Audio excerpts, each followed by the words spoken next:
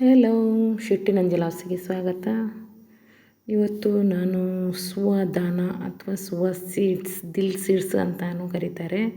ಕನ್ನಡದಲ್ಲಿ ಸಬ್ಬಸಿಗೆ ಬೀಜ ಅಂತ ಹೇಳ್ತಾರೆ. ಅದನ್ನು ತುಳುವಲ್ಲಿ ನಾವು ತಾತಪ್ಪೆ ಅಂತ ಕರಿತೀವಿ.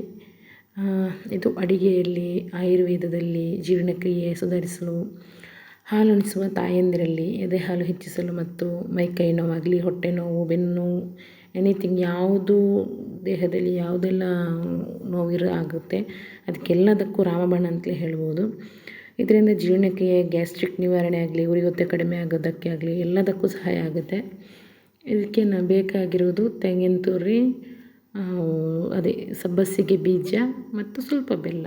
ಹಾಗೆ ತಿಂದ್ಕೊಂಡ್ರೆ ಅದು ಸ್ವಲ್ಪ ಬಾಯಿಗೆ ಅಷ್ಟು ಇಷ್ಟ ಆಗಲ್ಲ. ಅದಕ್ಕೆ ಸ್ವಲ್ಪ ಬೆಲ್ಲ ಮತ್ತು ಕಾಯಿ ತುರಿ ಹಾಕಿ ಇದನ್ನು 3 ಬಗೆಯನ್ನು ಮಿಕ್ಸ್ ಮಾಡಿ ಮಿಕ್ಸಿಯಲ್ಲಿ ರುಬ್ಬಿಕೊಂಡು ಅದನ್ನು ಸ್ವಲ್ಪನೇ ಡೈಲಿ ತಿನ್ನಬೇಕು. ದಿನ ಇದನ್ನು ಸೇವಿಸ್ತಾ ಬಂದರೆ 1 ವಾರದಲ್ಲೇ ನಿಮಗೆ ರಿಸಲ್ಟ್ ಗೊತ್ತಾಗುತ್ತೆ.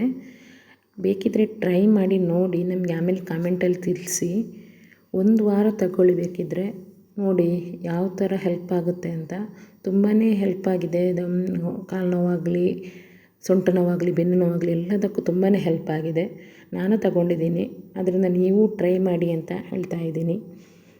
ಇದು ನೋಡೋದಕ್ಕೆ ಜೀರಿಗೆ ಅಥವಾ ಈ ಸೋಂಪು ಕಾಳು ಅದೇ ಥರ ಇರುತ್ತೆ, ಆದರೆ ಸ್ವಲ್ಪ ಚಪ್ಪಟೆಯಾಗಿರುತ್ತೆ. ರುಬ್ಬಿದ ನಂತರ ಇದು ನೋಡಿ ಚಟ್ನಿ ಥರ ಆಗಿದೆ. ಇದನ್ನು ನಾವು ಸ್ವಲ್ಪನೇ ಮಾಡುವುದಕ್ಕಿಂತ ಸ್ವಲ್ಪ ಜಾಸ್ತಿನೇ ಮಾಡಿಕೊಂಡು ಫ್ರಿಜ್ಜಲ್ಲಿ ಸ್ಟೋರ್ ಮಾಡಿ ಇಟ್ಕೊಳ್ಬೋದು.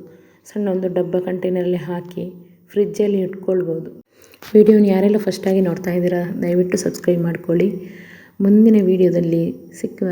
ಅಲ್ಲಿವರೆಗೂ thank you for watching. Bye.